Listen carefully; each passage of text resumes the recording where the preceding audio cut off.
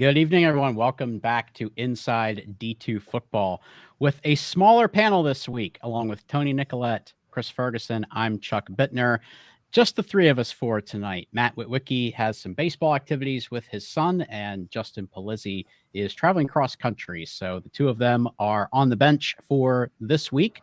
Nonetheless, guys, we still have a lot to talk through. When we went through the games to feature last week, we kind of thought that this looked like a week where the schedule wasn't quite as exciting. Maybe we weren't going to have as many games to talk about, maybe not as many that were interesting. Didn't really turn out that way. We had some games that maybe weren't exactly on the radar. We kind of thought we knew what was going to happen. Ended up being really notable results. So we're going to talk through some of those. We have a lot of different games to recap from last week. After we get through all that, then we'll do our undercard review, talk about some games coming up, and then do our picks in the Super 7, which will be a faster segment this week because Witt's not here and he talks really slow. So it'll be a faster moving segment for us. So guys, let's kind of jump right into this and let's take a look at, we'll start with this. And we'll kind of use this to lay out where we're going to go throughout the show. So here's our top 25 heading into this past weekend. Of course, those three that are highlighted in red, those were the three top 25 teams that took a loss this past week. We're going to talk about each one of those games in a little bit more detail. But I'm going to start actually up there in our top five because we had a couple of teams in that top five group, guys, that had some close shaves, Grand Valley and Colorado School of Mines. We're going to spotlight those games in a little bit.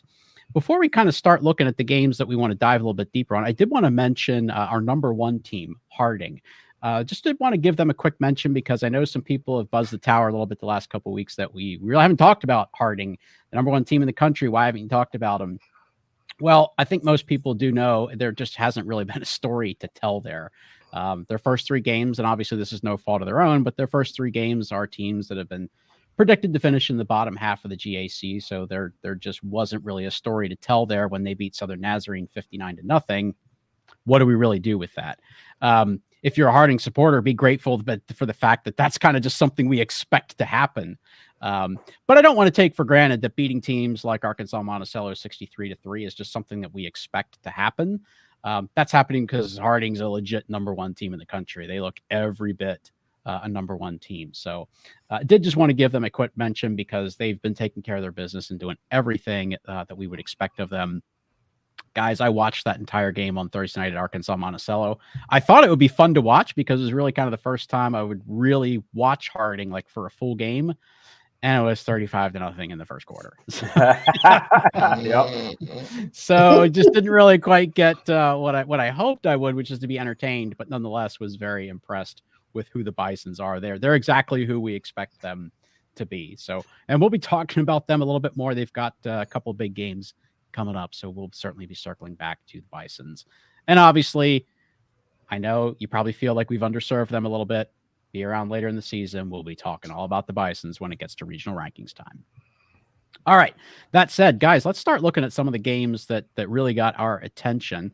This was one heading into the weekend that we expected to be one of the top games, and it did kind of play out that way. But, Chris, if I told you that Carson-Newman was going to have less than 100 yards rushing, in fact, less than 60 yards rushing, what would you expected the outcome would be here? Oh, gosh, I wouldn't have picked him. I mean, because that's kind of what we were expecting out of Carson-Newman was to rack up the yards. But you know what? They made the most of those 6 completions that they had there. and and it was really Wingate who was doing quite a bit of the rushing in this game. But nonetheless, there are a lot of issues that kind of happened with Wingate, and you kind of see one of those right there. One of 3 missed field goals, and here's Major Williams, who had an outstanding game for Carson-Newman, picked that ball up and run it back for the defensive 2-point conversion. Made a big deal. He also had an interception in this game, and he also was responsible for half a sack, and that's just how impactful he was. You kind of see one of those big pass plays there that Carson-Newman had. Wingate, they had a lot of success on offense, and you kind of see that there as well. But in the end, part of these issues is, you sort of play the game, and it just felt like these two teams were pretty even, but for different reasons. Carson-Newman, I think they played like three quarterbacks They in this did. game, and that's outstanding to sort of persevere, find a way to kick a game winning field goal in overtime like they did. But if you're Wingate, you got some real question marks on special teams, because you can't go and miss three field goals like that, have an extra point blocked, and expect to pull out games like this. It's just too much to ask out of the other two phases of the team for you, and so here you got to upset, and and it's going to be interesting to see where these two teams go from here. Yeah, yeah. It was just I don't think any of us were shocked by the result. We had this pegged as a close game, but to see it play out that way and go Carson-Newman's direction was quite fascinating. But yeah, I think it's a lot of mistakes that Wingate will be kicking themselves for. And we're going to talk about this a little bit more probably in the coming weeks, but and obviously one of the games we have coming up with West Florida and West Alabama. But man, Chris, it makes the power structure in Super Region 2 quite fascinating right now with everything going on in the SAC and the GSC and also in the CIAA. Yeah, I mean, we also had see some put another potential upset that we'll talk about a little bit later, but I guess we can talk about that very briefly now, which was Delta State. Yeah. Delta State almost was upset. You've got a number of CIAA teams that have one or no losses. And what do you really do with the SIAC? I really don't know. Right. But man, it's Valdosta blasting Erskine 73-0, and then you're like, okay, who's after that? And so it's very interesting. Super Region 2 is it got a lot of question marks in it, and I think that'll continue to be like that over the next couple weeks. Yeah, it's early in the year, but Super Region 2 is looking like it's going to be quite fascinating to watch these conferences over the next several weeks. But let's actually jump across the country and talk about this is really, guys, the first kind of marquee event in the GAC schedule. It's been a little bit of a quiet start to the season. We already kind of talked about that a little bit. This is really one of the first games in the kind of round robin involving teams like Ouachita, Southern Arkansas, Harding, maybe Southeastern, and of course, Henderson. This is really the first of those games. This was a really good one. I was watching this last night. Fascinating football game, much more defensive than I really thought it was going to be. I wasn't surprised that Ouachita played so well in defense, but you really got to give a lot of credit to the Mule Riders for upping their game and really stepping up and rising the occasion here on defense. They got a lot of stops, actually created some points on defense. We're seeing that here right now. This has really kind of been where Southern Arkansas fell short the last couple of years against the top teams in the GAC. They've been right there in that next tier, but defense is just where they haven't quite been able to get it done against some of the elite teams in the conference. This was a very good showing for them. Now, they had a couple of issues. Chris, you and I talked in the pregame. They had a couple of times that they lost the tight end. That hurt them a couple times, but still a very good showing for them. But for Ouachita, I think I really was impressed by the defense. I'm a little concerned about the offensive consistency when they get into some of those games against, obviously, Harding and Henderson State as well. But nonetheless, a really good, hard-earned road win for the Tigers. It was a close game throughout. Fantastic battle and a lot of fun to watch. And I talked a little bit about the defense for both teams, but Ouachita gave up less than 300 yards. Not a lot of rushing yards from that Mule Rider offense. Jariq Scales, a player who's an elite 100 running back, weren't really able to get much established with him. So really great effort by both teams on the defensive side of the football. One thing I want to point out about this game, and the commentator made this interesting note, was this was the second straight week that Southern Arkansas actually gave up a safety, That's and true. and also they had 14 penalties in this game, and that safety came off of holding in the end zone. Holding in the end zone, yeah, you're right. And so that's something else that they've got to clean up going down the stretch. By no means are they out of it, but they've got to fix some of those things. Again, mistakes. Yep, for sure. Yeah, good observation. All right, Tony, this one was a game that we kind of thought could be close. I don't know if we thought it was going to be close to the extent where Central Missouri had to really pull it out at the very end. You were at this game. Tell us what you saw. Yeah, I was, and thanks to Ryan Thompson and his staff for having me out. Davenport had a nice crowd there, so one of the things that good weather in West Michigan will do for you is people will go sit outside and watch football. So, but it was a great environment. Got a chance to talk to Coach Lamberson and Coach McEwen before the game. They were both really gracious and spent a few minutes with me. They were really excited about the game. They loved that the MIAA kind of got that door open now for some of these out of conference games, and so. These schools were really excited to play each other, and it showed. I mean, it was a very competitive game. I think, one of the caveats that we've got to look at in this game is that Central Missouri is a little dinged up. They were missing a lineman. They had another one go down during the game. Marcellus Hawkins didn't play a lot of this game. I think he's dinged, and they think he might be out for a while. A couple of key receivers that weren't healthy. So, Central Missouri kind of came into this feeling like, all right, we got to still figure out a way to be who we are and survive a physical football team. And they had a hard time of it. Davenport came into this game believing that they could do some things in terms of the physicality quotient, and they did. They hit really well. They acquitted themselves beautifully. Now, you don't typically in the last couple of years, and so far this year, we haven't thought of Davenport as being as strong offensively as maybe they would like to be, but Micah Hurl threw for over 300 yards in this game, and obviously they put up 31 points, and they had some key drives. And every time Central Missouri would start to feel like you get, some control of the game or a little bit of momentum, Davenport would punch back. And this was a 6-point Davenport lead deep into the fourth quarter. And it took a pretty tough drive from Central Missouri to make their way down the field and score with about a minute left, kick that extra point, and make it a 1-point lead.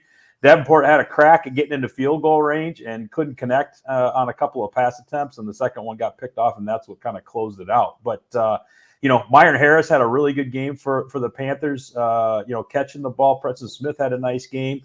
Zach Zabrowski was Zach Zabrowski. I mean, there were a couple points there where you could kind of see that the Mules were a little frustrated offensively, and so they were basically just, running quarterback draws, sometimes 2-3 snaps in a row. And Davenport was really never in a position to be able to stop that. So those were always good for 8, 10, 12-yard chunks.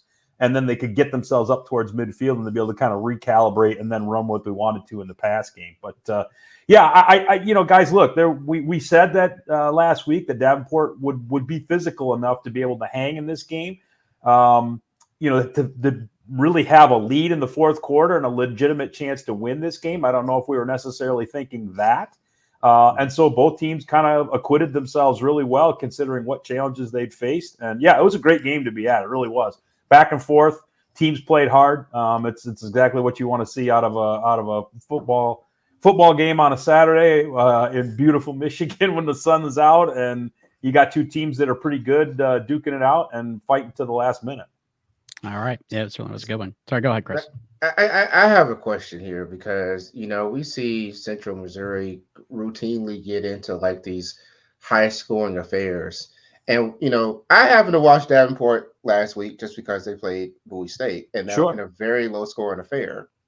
So is this result more of Davenport has something to look forward to on offense, or is Central Missouri's defense just that challenged? I think it's a couple of different things, Ferg. I think for one of the things that Coach McEwen was sharing with me is that sometimes the travel, when you're dealing with, early 20s kids, they don't always hydrate as well as they should, and they don't go to bed on time. And so when you got to make roadies, especially on buses, you can kind of run out of gas in the second half. And Davenport definitely didn't run out of gas in the second half in this one. They felt like they didn't show as well in their first two games as they could have, because they had really good first halves where they moved the ball. And then the second half, they just kind of stalled a lot. They didn't do that here. Now, the one thing I will give credit to Central Missouri for is that while they did give up a lot in the pass game, they did a pretty good job in the run. Davenport wasn't as effective as they typically would like to be in the run game, especially when you've got Micah Horrell and DeJuan Mathis, who are both good runners at the quarterback position. And then you got Myron Harris and Khalif Jenkins, who they rely on a lot to do kind of a thunder and lightning thing in the backfield. So, 55 yards rushing net isn't really what Davenport wanted to do in terms of being able to control the clock. They kind of found a way to do it anyway because they were able to move the ball through the air. So I think your question as far as is Central Missouri's defense a little bit suspect, I think that's a fair thing to ask. I mean, when you look at what they gave up last week against Central Oklahoma, okay, yeah, that was a lot of yards. And again, Davenport's really hasn't shown themselves to be a prolific passing team here through 3 weeks, and yet they managed to do it in this game and quite effectively. Yep. All right. Game of the week in the CIAA. I feel like this potentially ended up being the game of the year. Chris, we've been kind of shining a little bit of a light on Johnson C. Smith for the progress they've made the last 2 years. A real landmark moment for them getting this win. Yeah, and this was the last game of the day in the conference, so I had to sit around and wait and watch all the other teams play, just patiently waiting for this one, and it did not disappoint. John C. Smith played at home, and they sort of controlled the line of scrimmage quite a bit. They have Quavarius Couch. He's like 6'2" running back. Transferred in. He had 3 touchdowns all 3 of those touchdowns in this game. What's really impressive is the way that Johnson C. Smith was able to sort of extend drives, particularly with Brevin Caldwell, and the way that when they needed really big plays, he was one of the options. He was one of the options. Really, Johnson C. Smith gave Virginia Union a dose of their own medicine, because you got to see a lot of depth in a lot of different areas. And, VUU is not starting their original quarterback. This was the second game in a row that Mark Wright started. He acquitted himself okay, but okay isn't going to cut it against a team the way that JCSU is built for now. And so, if you're Virginia Union, you've got some questions to really ask now, because sitting at 1-2, you can't really afford another loss in the conference race the way that the CIAA is built this year. So they've got some things to figure out. But if you're Johnson C. Smith sitting at 4-0 for the first time since 1982, is this a team that should be ranked? I think that's a real question here, because, they're built to do a lot of things. So I have the same question, Chris, and I look at some teams that have been able to jump into the poll after, kind of that landmark win that really kind of gets you on the map. We kind of held off on Emporia, because their first couple games, not stellar, but, doing what they need to do. Once they won at Pitt State, that changes things. And they jumped into the poll in the major way. I suspect you're going to see the same thing with West Alabama because of getting a really good road win. So I think it's a very fair question here about Johnson C. Smith. We've been watching them for really since the start of last year, all the progress that they have made. They've been playing very well up to this point. Now you get a win over a ranked team, and not just a ranked team, but the team that's kind of been the standard in your conference for the last couple of years, a team that we have confidence in as a top 25. So to beat them and to show as well as they did, I think it's very fair to ask if they're a top 25 team. We'll see. Our poll's not done yet, but I think that they are getting some votes, and we'll see what happens when we get all the ballots in. But in either case, a great result from them. Sure. Being 4-0, really good place for them to be. And that defense, only 180 total yards for Virginia Union in the game. So phenomenal effort from Johnson C. Smith. So we did kind of reference this game. This ended up being a lot of fun too. That final score is almost a little bit misleading, you could see, but if you look at the score by quarter, is a 7-3 game at the half, 20-10 heading into the fourth quarter. This was a very good defensive football game up to that point. We saw some offense and saw some explosion at times during this game, guys, but that West Alabama defense is as advertised. They're very physical. They have a lot of speed. A lot of plays in this game where they were successful getting home with a 3-man rush. We saw that quite a few times. But we also saw some offensive playmaking out of the Tigers that we didn't quite see the last couple of years when they had an elite defense, but just didn't really have the offense to accompany that. They've got some real playmakers on that offense this year. On the other side of the ball, I think West Florida, this is kind of a spot where maybe them only being one game into their season versus West Alabama playing their fourth game. I think maybe that was a little bit of a factor because the Argos are still working out some things on offense. I think they're still working on their identity. Establishing the run was very difficult to do. They have playmakers at the skill positions. There's no doubt about that. You can see it in the highlights. They've got speed. There's a lot of playmaking ability there, but they're still working through a lot of things on their offense. And I do think this only being their second game, that might have hurt them a little bit in this one. Nonetheless, really resilient. They were behind 2 scores in the fourth quarter. They get a late touchdown. They get the field goal in the final minute to tie it. And then, guys, man, college football overtime. I was saying this to you guys in the green room before we started this, but the momentum swings and the emotional swings in overtime are just crazy. You know, they get into overtime. West Florida scores first. They go down, they get a touchdown, and it didn't take them long. They score almost right away. So now West Alabama has to try to match that. And first, second, third down, they go deep. They get nothing out of that. They ended up getting a personal foul call that gave them a free set of downs. So then they take advantage of that. They score, get it into a second frame. They go on offense first, and guess what happens? They score right away, and they get the 2-point play. So now you go from being a touchdown down, and boy, all the pressure's on. All of a sudden, now West Florida has to get in the end zone twice just to extend this game. And the Argos did score the touchdown, but were stopped on the 2-point play. It was actually the last thing we saw in the highlights there. So that was that touchdown came on 4th down too. Fourth and goal from the 12. Yeah. Oh my gosh. Yes. Yeah. Thank you for mentioning that. I forgot to mention that. You mentioned that, Tony. It was 4th and goal from like the 12 or the 13. They score and then they just didn't get the 2-point play. So very dramatic. It was a long game. I think it was like 4.5 hours long. But it was a fun game to watch. I certainly enjoyed it, and just a great win for West Alabama. And another one of those games, Chris, that we kind of started talking about, really sort of just throws the whole power balance in Super Region 2 into turmoil. So can't wait to see where this goes.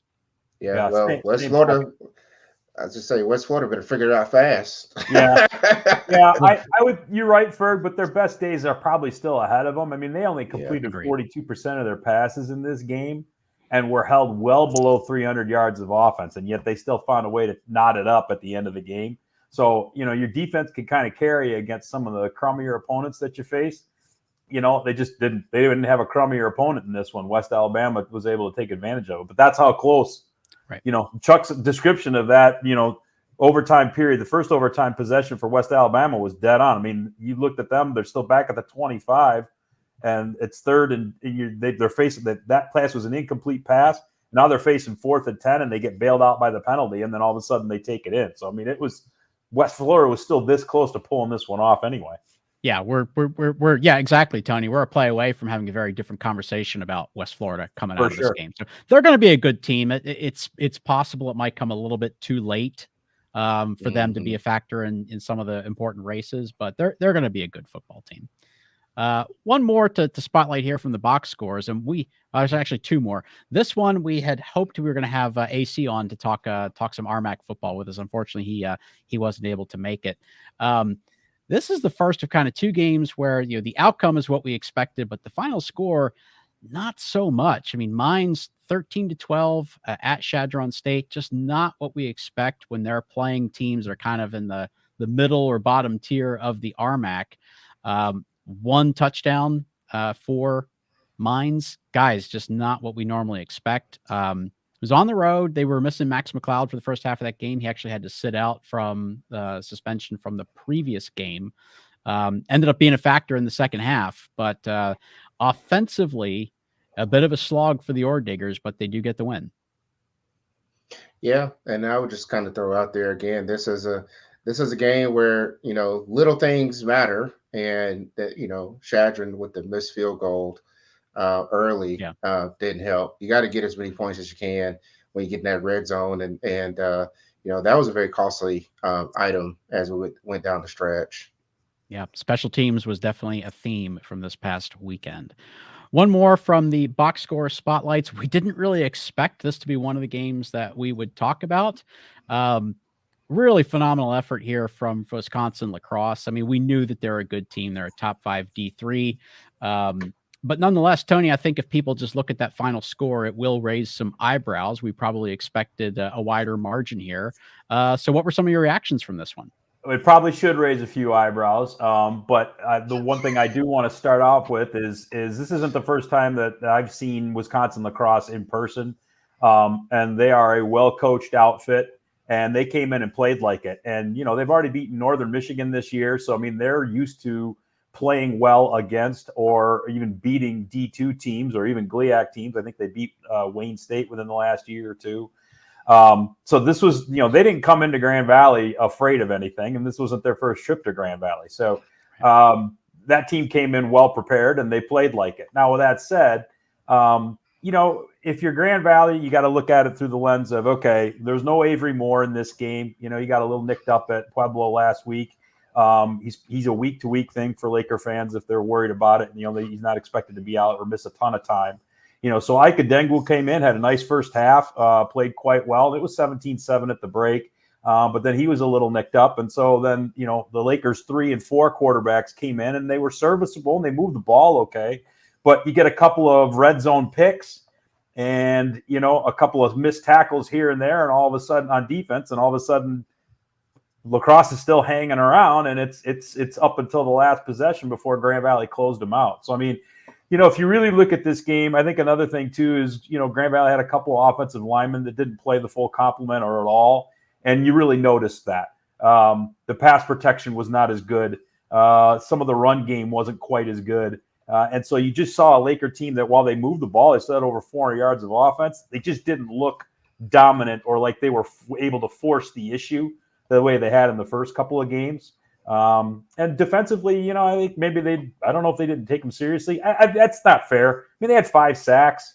You know, even if you take the sack yardage out of it, La Crosse really still had a hard time running the ball. I mean, you take the sack yardage out, and they still didn't make 70 yards rushing. So it's like, they didn't really move the ball that well. And their quarterback did a great job of keeping plays alive. I mean, the 5 sacks belies how often the Lakers were in the backfield, and that kid made a lot of plays. So, yeah, it's. I don't think anybody in Allendale is real happy with that performance per se. But then again, you know, you're going to play any of those Wisconsin teams are usually a little bit better, and they're kind of D2 light because of the way Wisconsin structures football scholarships. You know, only Madison's allowed to offer them. So, you know, if those kids are good enough to get money somewhere else, they either got to go out of state or they stay home and play at a couple of their good Wisconsin schools like La Crosse and Whitewater. And you saw it; they came in and played a great game. Sorry, go ahead. I just kind of want to mention something. I think that's a really good point because if you think about like the GLIAC, right? I mean, La Crosse has already beaten Northern Michigan this year, and Last week. Yeah. And this week, right? They lost. Northern Michigan lost to another Division III school this week. Yeah. So I mean, I think that like that's a really good point here, and it's not what you want to see if you're Grand Valley, but this is not some team that you just sort of roll over here. Yeah. And in Northern's defense, they lost to Alma, who's also ranked. So it's not like, you know, Northern's losing to, you know, rinker-dinkers, but nevertheless, team with no scholarships, you think you ought to be able to handle them. And, you know, hey, those kids come in and they got egos too. They don't want to get knocked off. Well, you know, I'm sure that Laker fans didn't expect to be nervous in the fourth quarter of this game, and I'm sure that they were very, very nervous. But the reality is, you know, when we get to midseason, when we get down towards the end of the season, we're not going to be judging Grand Valley based on how they played against La Crosse. We're going to be judging them based on how they played against West Florida and Ferris State and some of the other, you know, Pueblo, the good teams that they're going to play. So I think you just take the result and move on down the road here and don't dwell on it too much. So. Well, and coaches always love to have teachable moments, and so I'm sure that's what the Laker coaching staff is going to say. Okay, hey, great, figured out a way to win, but this is a team that was probably overmatched, and we underperformed in here, and here. So I'm paraphrasing what I think a coaching staff would say. I guess we'll find out here over the next couple of weeks. Absolutely. It's going to be one of those things that's a little bit of I always kind of in my head kind of call that a coach's win because you win the game, you get the result you want, but you have a lot of stuff that you can drill into the guys about, hey, it's not, you don't just show up and win because of the name on the front of the jersey. You got to earn it every week and all that cliche stuff that the Lakers will probably hear all this week. Yep. Could be. Yeah. All right. So we have a few other things we want to spotlight because there actually were a lot of interesting things. So a lot of things here, Chris, for you to talk through. So you start anywhere on the board here you want and walk us through this. Well, I just want to briefly mention Charleston and UNC Pembroke, mainly because this was a bit of a rock fight in the first half of the of the game, and then Charleston just unloaded a can of 27 points in the third quarter and just sort of ran away with it after that. And so you just kind of wonder, is there really anybody or calling anybody who is available to challenge Charleston in the Mountain East? Because it sure doesn't look like it, the way that they're operating like a well-oiled machine right now. So I just wanted to highlight that one really quick. And then in HBCU land, Fort Valley took Delta to the wire. They actually led in this game quite a bit, but Delta finds a way to pull this one out at home. I sure hope this is a home and home, because I'd like to see how this fares with Delta traveling. But it was a great effort by Fort Valley, but in the end, Delta sort of finds a way, and especially with Cole Kirk back at quarterback spot. Now, really interesting to highlight, another D2 over FCS win, and this one being Clark Atlanta. Yes, that Clark Atlanta that was winless last year, who's coming on real strong with a retooled roster. They were down by double digits in this game, and the way that they came back and won this game, another game with a walk-off field goal, this one from 55 yards. Wow. Just incredible game and amazing finish. And David Wright, yet again, passing well over 300 yards against a FCS opponent, did really well, especially with those wide receivers he has. And then lastly, it's kind of hard not to feel good about Winston-Salem State's win over Virginia State. The Rams really kind of just hung in there. Virginia State had two touchdowns from Tylee Ray, wide receiver turned running back. But the Rams kind of hung in there. They chipped away at it. Yes, I know there was a controversial call, where it looks like the cornerback punched the ball out from a 77-yard run. The guy caught a cramp. He couldn't quite get in there. Fine. Okay. No replay. Too bad. But in the end, it was a 3 field goals from Lorenzana, Gilberto Lorenzana, including the game winner with 3 seconds left to take the Rams to 3-1 and their best start in over 10 years. And Virginia State, it's worth noting, I mean, they were the preseason pick to win the CIAA, so this is a very notable result in the conference. So, man, KFAR just bringing all the special teams talk tonight on Inside D2. Lots of games. That was a big factor. There's a reason why. Yeah, it's a good thing Witt's not here, right? Witt's not here. That's why Kirk Ferg can get away with it. We dedicate tonight's show to none other than Witt. That's right. All right, let's run through a few more. Tony, I was not at all surprised. Emporia jumped into the rankings in a big way. I was not at all surprised that ended up being a close game with Missouri Western. No, and as a matter of fact, I mean, Emporia actually had to do quite a bit to fill this thing out. I mean, Gunnar Gundy had a massive game, 440 plus through the air, but he had to get the Hornets into the end zone in the last 2 minutes just to tie this game up because Mo West had the lead. And then, the Griffins actually drove down and kicked a field goal on the last play that went begging. So they go into overtime. Emporia only gets a field goal in their frame. And on 4th and goal from the 1, Missouri Western decides to say, screw it, let's go for the win. And Cody Kirk's pass hit his receiver's hands in the end zone, and just they couldn't latch onto it. And it's, you talk about the emotion of overtime and those roller coasters, and boy, it doesn't get a lot more up and down than that, because everybody in that stadium had to be thinking, holy smokes, here we go. And then it didn't come together. So that was a heck of a ball game. And probably the best one on this page, but the most noteworthy from here too is, Northwest kind of figured some stuff out. Chris Runkey's had his second straight good week at quarterback for Northwest, and so they kind of at least look a little bit more like Northwest again. I mean, I get it's Missouri Southern, but you still got to go out and play the games, and they did a pretty good job putting some points on the board and playing some defense, which they're always known for. So now that they're back to 500, you start to look at the rest of their schedule and you think, man, what are they going to do? How competitive are they going to be? And as a matter of fact, we're going to talk about the Bearcats later in the show. So it's good to see them looking a little bit more like they would expect. And I'm sure our fearless leader is probably a little bit happier about that as well. And then we talked about the Tiffin and Northwood game last week. And unfortunately for Chuck and his prognostication abilities, Northwood was not able to do much in this game. In fact, the final score is a little bit, it kind of belies the truth of the matter. I mean, this was a 31-10 game with about 6 minutes to go.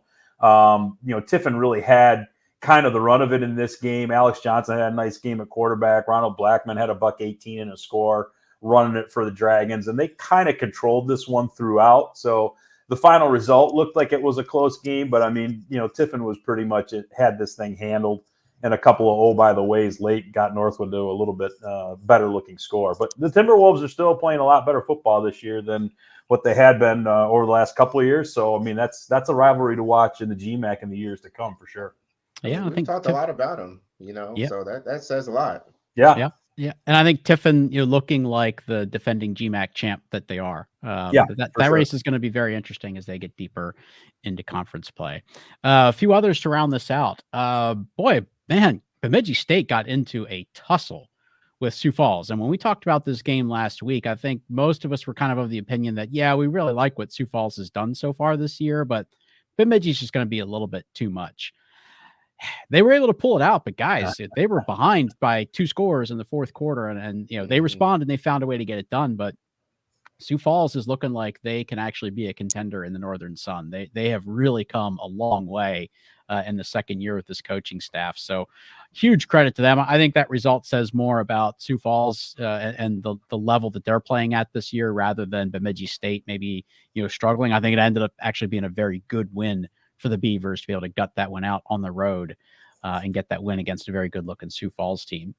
Lenore-Rhine, they were in a tight one with Mars Hill. In fact, they were behind in the fourth quarter as well. Wasn't really sure what to expect there. I mean, Mars Hill had a long layoff. I mean, Ryan Gladwin mentioned this in his column. Kind of unusual. They were off for a full 3 weeks. It was like 23 days that they hadn't played a game. Wow. So it's almost like starting a whole new season again. And they really were well prepared, forced a bunch of mistakes from Lenore-Rhine, but the Bears in the end, they do what good teams do. They found a way, they end up getting out of there with a hard-earned win. So that was a really good one for them to get on the board. Mars Hill is one of those teams that we think can match up with Lenore-Rhine, and they get out of it with a nice win. So good win there for the Bears. And Texas A&M Kingsville knocking off UT Permian Basin.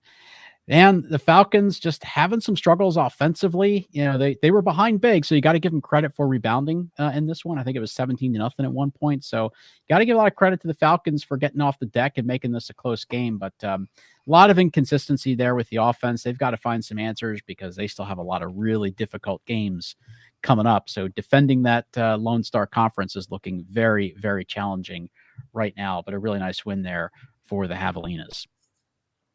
Well, that pretty much gets us through the wrap on last week, which was much more than we really expected it to be. And that happens sometimes. We weren't really thinking it was a great slate of games. We got some really fascinating results. So before we turn the page and move on to looking at what is coming up, guys, this is normally where we would be able to take a little bit of a breather and let Whit just talk to us about food for quite a while. We can get up and go to the restroom, take a drink while Whit kind of talks about what he's going to order from Boss's Pizza.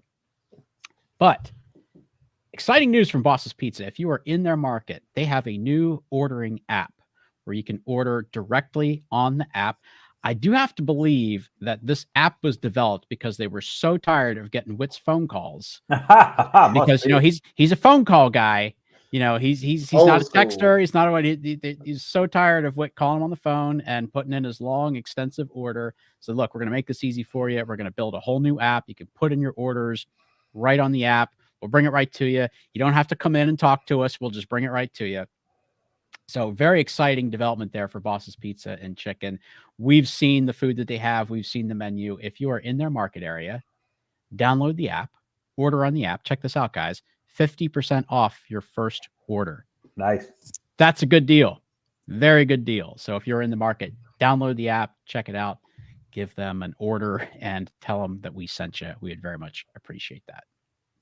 And of course, thank you once again, Boss's Pizza and Chicken. They've been an excellent sponsor and supporter of ours. And we really appreciate it when folks stop in there and say, hey, we were in town just to see somebody play, Sioux Falls or Augie, and we stopped in because, you support the guys that do the NSIC podcast, you support Inside D2 Football. That is so meaningful to us that you do that. So thank you for all your support, Boss's Pizza and Chicken. Well, guys, time to change our attention to the week coming up.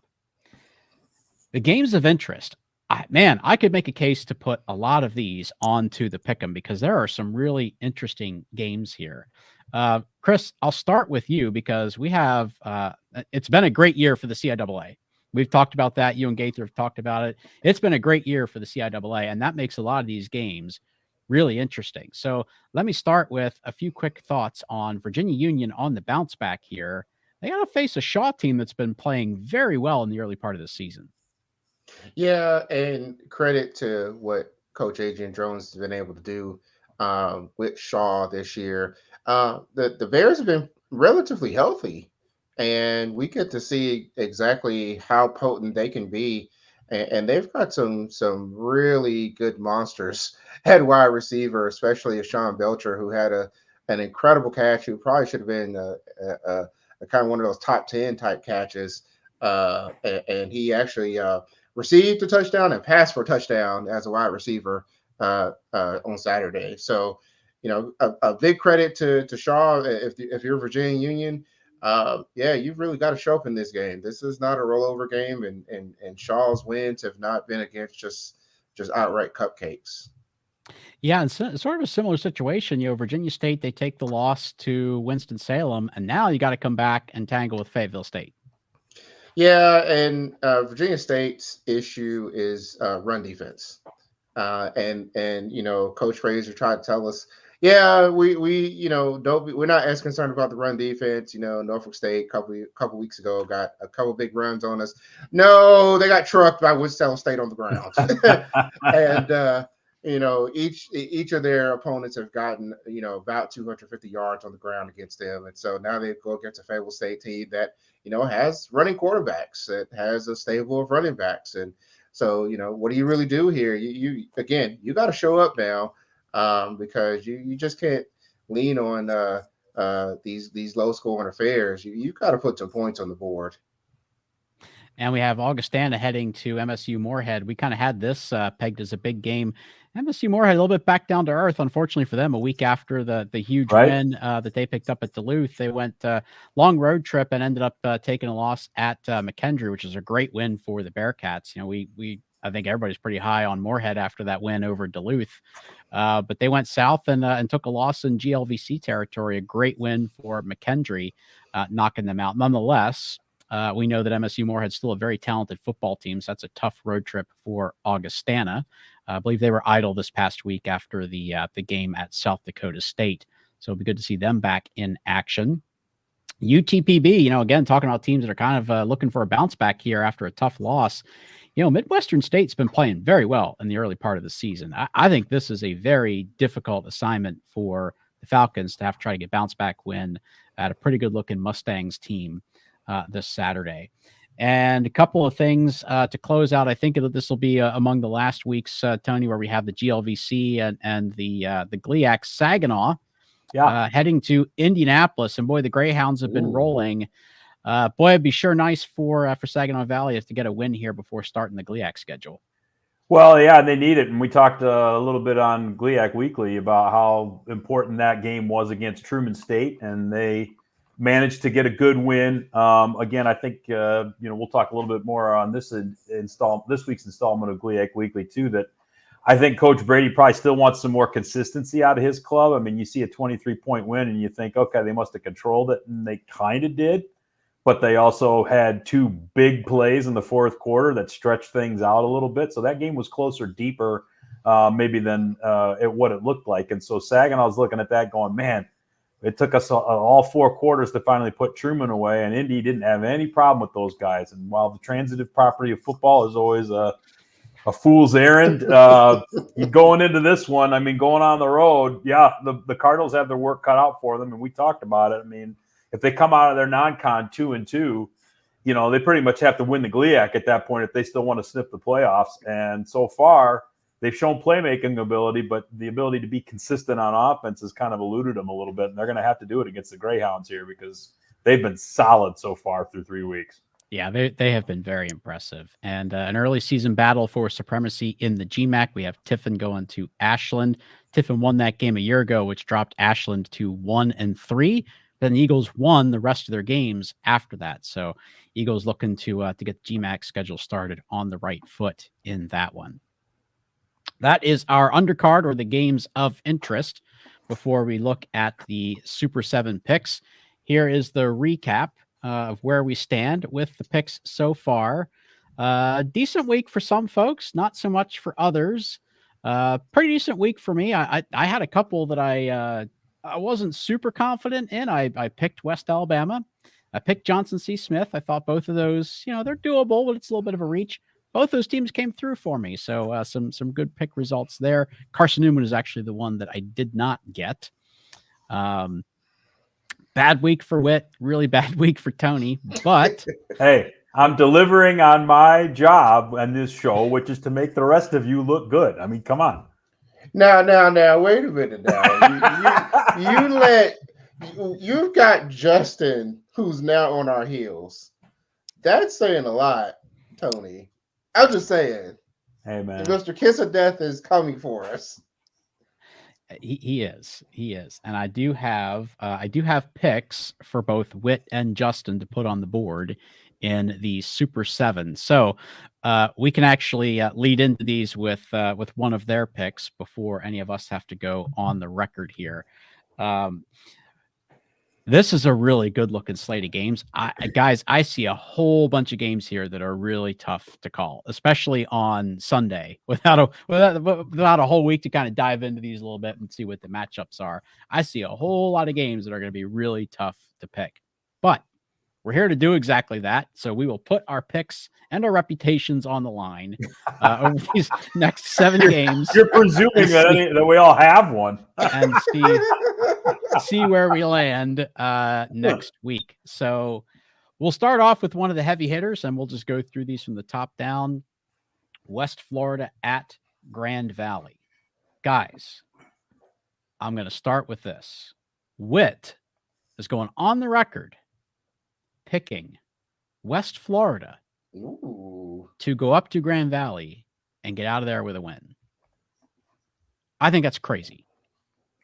I don't think it's crazy. Based on what we've seen from the Lakers the last 2 weeks, there's nothing crazy about it. West Florida is a really, really good, talented football team, but I think that they still have a lot of things that they're trying to work out offensively. Defensively, I think that they're fine. I think that they will be very good. I think that they'll have a lot for Grand Valley. From what I saw, I think there's still just a lot of offensive inconsistency. Hadn't really seen a lot of an established rushing threat there. Very talented at the skill positions, but I think they're still working on some timing, still working on some of the reads there. I think this is a game where Grand Valley's defense gets them through it. Chris, how about you? It's at Lovers. I mean, that says a lot right there.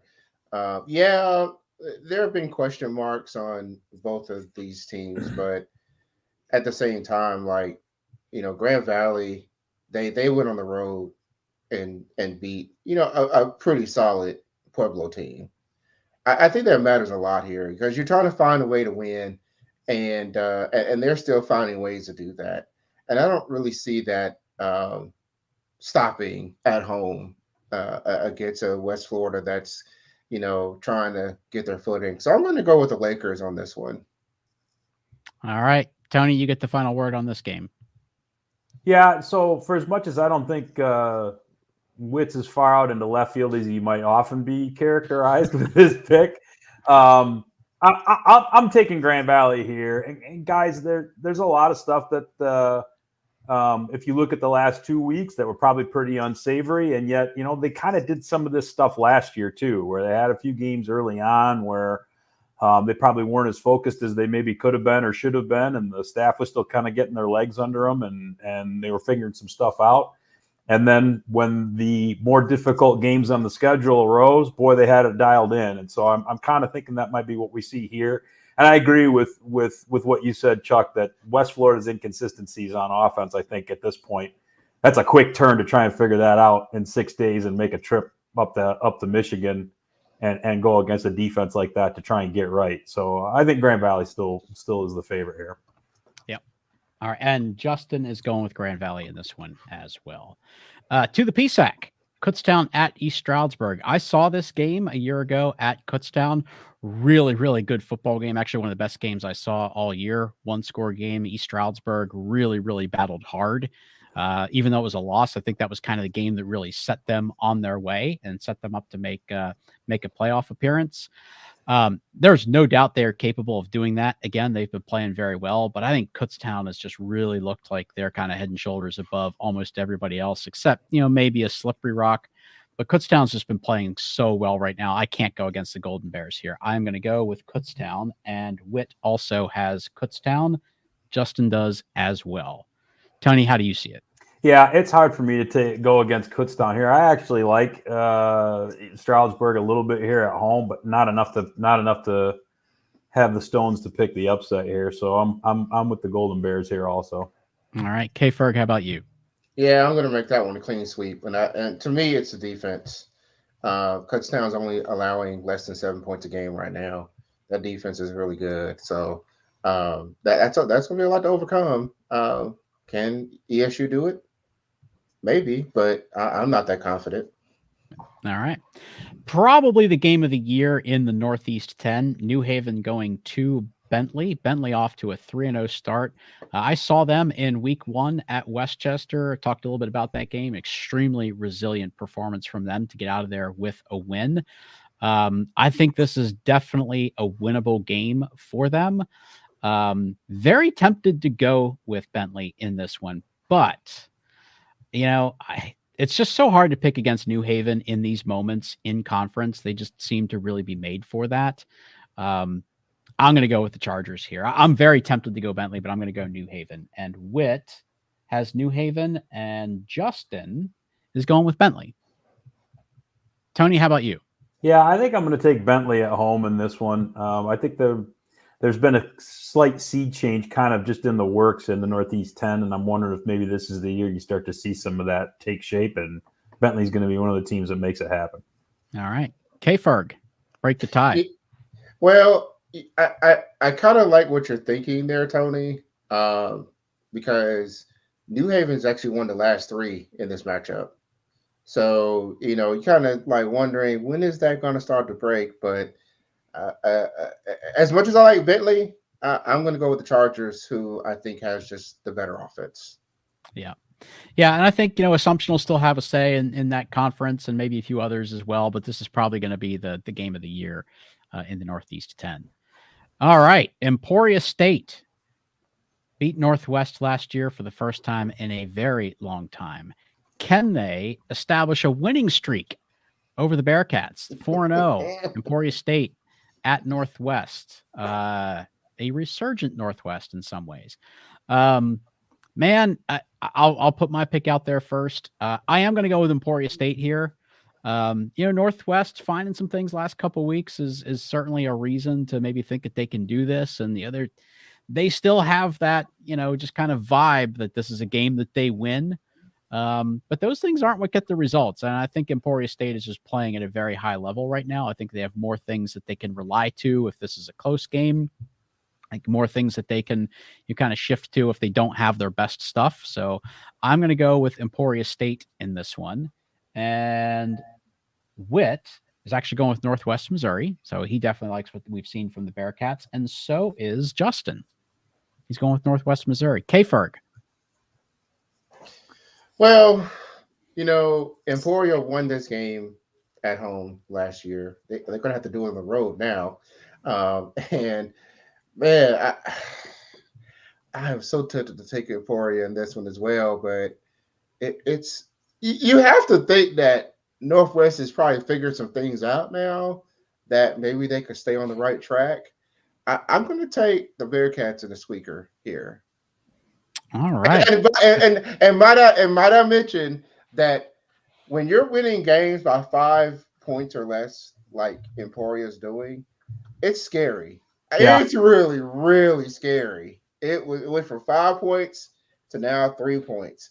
So you have to think that like they're just right there on the edge, and I think Northwest might get them this time. Man, and by the way, actually, although they are at Northwest this year, that game actually was at Northwest last year as well. This is kind of one of those things where it just works out. They're playing there 2 years in a row, so we'll see. Maybe they learned how to win on the road at Northwest. Tony, am I on an island here picking Emporia State to win this game? You might want to be, because whatever I pick in this game is going to lose. So I mean, I can't pick Northwest games to save my life. Thank you to Mankato well, back in week 1.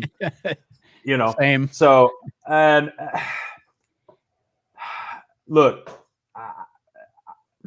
I said I didn't want to call time of death a few weeks ago. I think Northwest is, kind of woke up a little bit, and maybe the thing's still beeping a little. I don't know.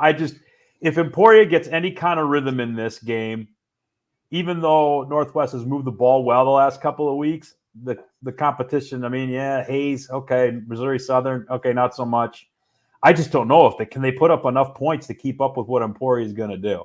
Now, to me, the only struggle with Emporia here is you're going on the road after a major emotional win over Missouri Western, and a game that you basically watched a loss fall through the fingertips of the opponent. So I get where K-Ferg is. I mean, they're winning tight games, and you don't know how long they can keep that up.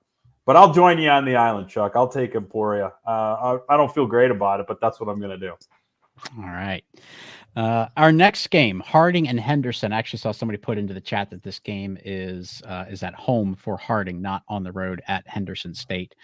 So thank you for that clarification. I'll be honest, I don't think it makes a difference. No. Henderson State's a good team. I just don't think that they're going to be able to play at the level that Harding is. Now, I will say the Reddies have had some decent answers defensively for Harding, probably as good as anybody the last couple of years. Yes. They've had some success playing against that Harding offense. And Henderson had a real struggle with Arkansas Tech this past week. Now, Tech has really been steadily getting better. That Arkansas Tech team is not the same as they were five years ago or even 3 years ago. They've been coming along. But the Reddies were really in a tussle there. If not for a couple of big mistakes, Arkansas Tech might have pulled off an upset in that game. And the Arkansas Tech defense is very good, and they really just didn't let Henderson State establish what they wanted to do. Man, when you go up against that Harding defense, it just ratchets up a few levels. I just can't see this being a close game, to be honest with you. And I have Henderson as a ranked team, top 25, but I still just can't see this as a particularly close game. So definitely going with Harding here. Tony, what about you? Yeah, it's the same for me, Chuck. I mean, everything that you said is exactly what I was thinking coming into this game is, okay, the only team that seems to have even had some modicum of success at slowing Harding down in league play the last couple of years has been Henderson. But until somebody actually does something about it, I don't know who in that league is going to be able to knock them off. So until somebody makes it happen, it's hard to pick against Harding, so I'm not going to. Yeah, and Justin and Whit both picking Harding. K-Ferg. Henderson. Just kidding. I'm going Harding. It is on the board. Nope. Just kidding. I can't do it. Never happened. Flipping it out. I can't do it, man. I can't do it. First reaction is what goes on the board. Yeah. I think. Yeah. A card laid is a card played, right? Right. I think we all see that one the same way. Fort Hays at Central Oklahoma. I'll just be perfectly honest. I don't have a good read on this game at all. But I can't help but be very impressed with the explosiveness that we saw from Central Oklahoma. Now, they did end up in a tight game with Kearney. And to their credit, I mean, Kearney looks like a pretty solid football team this year. But that was a close game through, I think, about 3 quarters until Central Oklahoma finally was able to establish a little bit of separation late in the game. But I don't have a good read on this one at all. I am going purely with instinct, and I'll be happy to admit that. But, guys, I'll go with the Broncos and take Central Oklahoma. Tony, how about you? I'm taking the home team in this one too for the exact same reason you just talked about. I mean, the MIAA is just a free for all this year, and I can't get a read on any of these guys. Yeah. All right, K-Ferg. We offered no analysis whatsoever, so give us something smart. Maybe it was by design. Well, when we looked at this Fort Hays team, 2 weeks ago, and they faltered against Northwest, you kind of wondered, like, man, are they more pretenders than contenders here? And ignore Northeastern State, like that 37-0. That's just pretty standard against Northeastern, unfortunately. I'm not particularly impressed with Fort Hays right now. I'm just not. I think they're just okay. Just kind of just there, solid upper MIAA team.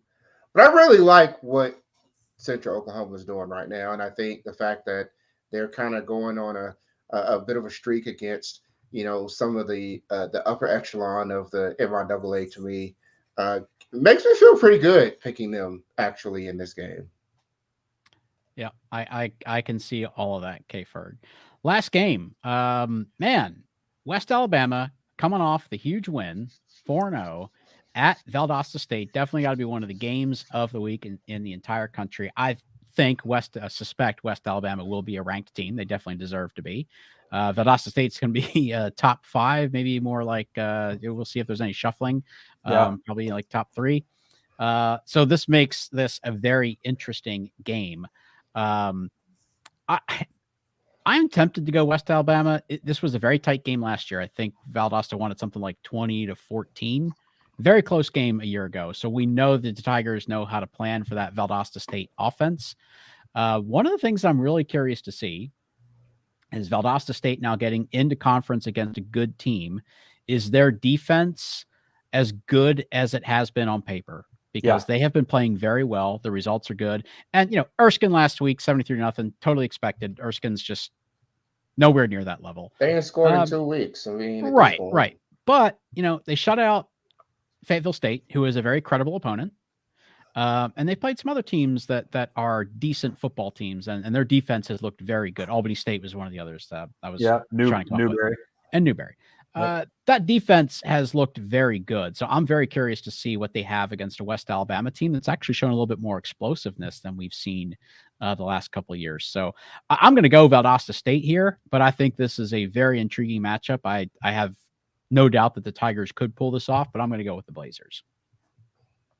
K-Ferg, how do you see this one?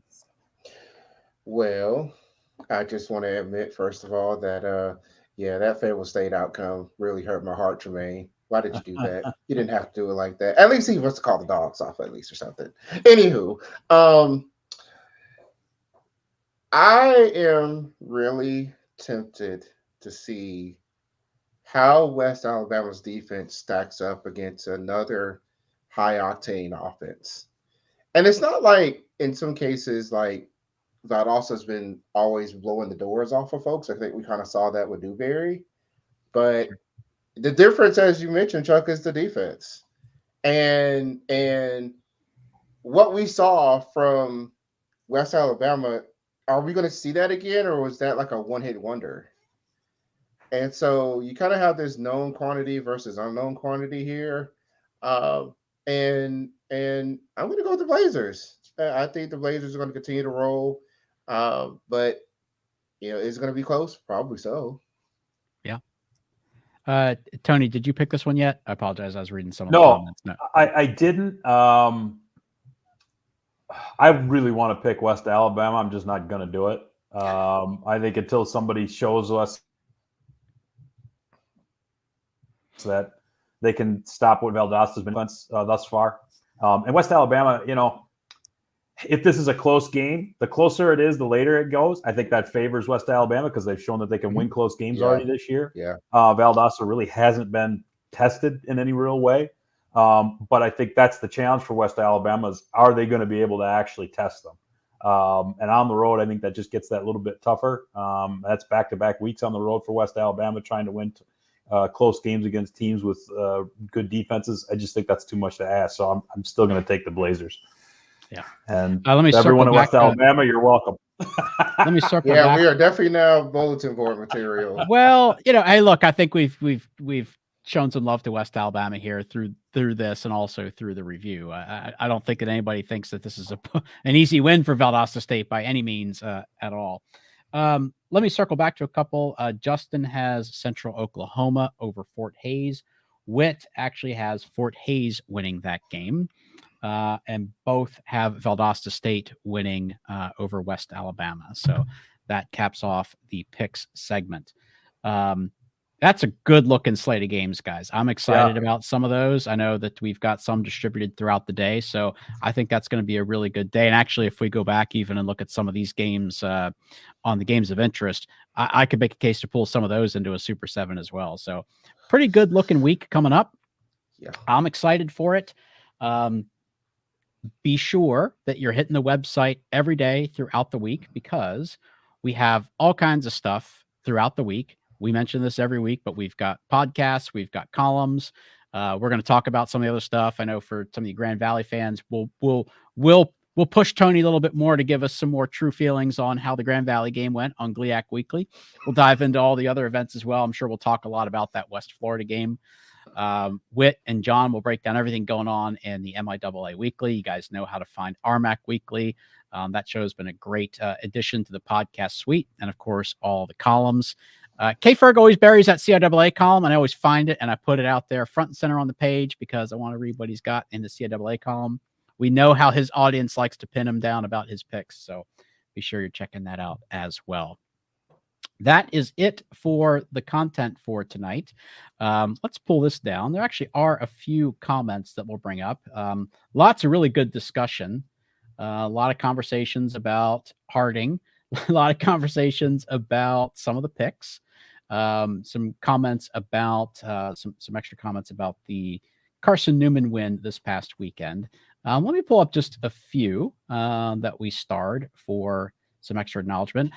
We did mention this a little bit when we went through the undercard picks, but yes, McKendree had a great win over Moorhead. I don't think many of us saw that coming. And they're playing an in-state FCS team this Saturday. So a big moment for them. Big opportunity for the Bearcats to capitalize on a great performance. Pull this up from our friend Ryan Gladwin. Yeah, I wanted to actually pull this win to the other ones that we talked about.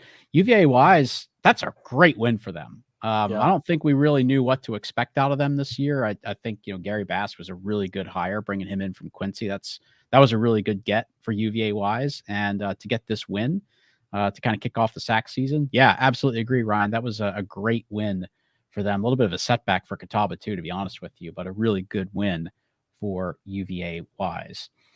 Sticking in the SAC, without Lenore Ryan on the schedule, can Carson-Newman run the table? I take it a game at a time. Love what they're doing. Don't get too far ahead of yourself. Could they run the table? Catawba's up next. I think Catawba's a really well-coached team. I think that they will have something to battle back from that loss to UVA Wise. After that, Barton is really looking down this year. But then you still have to play Mars Hill. And again, UVA Wise, who we kind of talked about. But down the back half of the schedule, Anderson, Tusculum, back down to earth for Anderson this week, playing their first SAC team. Did not go well. Tusculum, not seeing so much. Actually, a team we haven't talked a whole lot about yet this year, guys. Limestone looks really good. I didn't really expect that, with the coaching change and coming off a playoff team. They look really good. So run the table, not there yet on that one. We actually touched on this a little bit. Henderson State and Arkansas Tech was a really good game. Yeah, and that definitely one of the reasons why I don't have much confidence in picking Henderson State. Good question here from Calvin. What happened to UTB's high-flying offense from last year? I have a couple thoughts. K-Ferg, I don't know. Have you had much of a chance to see Permian Basin? Well, their graduation. I mean, their starting quarterback alone was a big piece of that. So they have all these pieces around them that did return, but yeah, they're just struggling to get offenses moving, and they were on this high, right? And trying to have that continuity when you're in the deuce and you're switching, quarterbacks like that. You rolling the dice a little bit, and fortunately, right now for Permian Basin, it's still a work in progress for them. Yep, I agree. Yeah, same reaction that I had. I'll put this up here. This was about some people having some conversation about the Henderson State Harding game. Don't assume. Now, I know I kind of put a comment in there because I was taking a shot at Witt saying that his pick for West Florida to go up there was crazy. Obviously, it's not. West Florida is a really, really good football team. Don't assume that you would be number one because you still have to get through West Florida this coming weekend. So obviously the comments really more about Harding potentially taking a loss, which none of us see happen. But don't get too far ahead of yourself. Grand Valley would still have to take care of their own business. Final one, Brad, we'll close out with you. Since Witt was gone, I should have had the Cat make an appearance to make some picks. Definitely could have had the Cat pick the Central Oklahoma game. I had nothing to offer on that. I went purely on instinct with that. Full disclosure, just didn't really get to break that one down. But yeah, the Cat would have been just as well suited to make a pick there as myself. So, guys, that is our show for the post week 3 and heading into week 4. Thank you very much for all the comments. Love to see everybody chatting in the comments. Thank you very much for participating, watching. Really appreciate that. Thanks for hanging in there with us. This is probably the first time we've done it with just these 3 faces. So a little bit of a different look for us. Guys, still, we had some great conversation. Spotlighted a lot of different teams, which is something we were really trying to focus on that. Make sure we spread the love around and talk about as many different teams as we can to fully represent Division II. So great show. Really appreciate you guys. Witt and Justin will both be back next week. Maybe we'll just let them do the show together by themselves and we'll just watch. Ooh. We the other thing is we are the 3 best looking ones too. Well, I think that goes without saying, but I'm glad you put it out there. That would be fun to just let them do the show and just log in with an alt profile and just troll them the whole time. That would be a lot of fun. But that would be that would be fun. Yeah. That would be a lot of fun. But great show, guys. Really appreciate it. Thanks to everyone who was watching. And remember, podcasts throughout the whole week. Check in with the columns. And then we'll see you right back here again next Sunday for Inside D2 Football.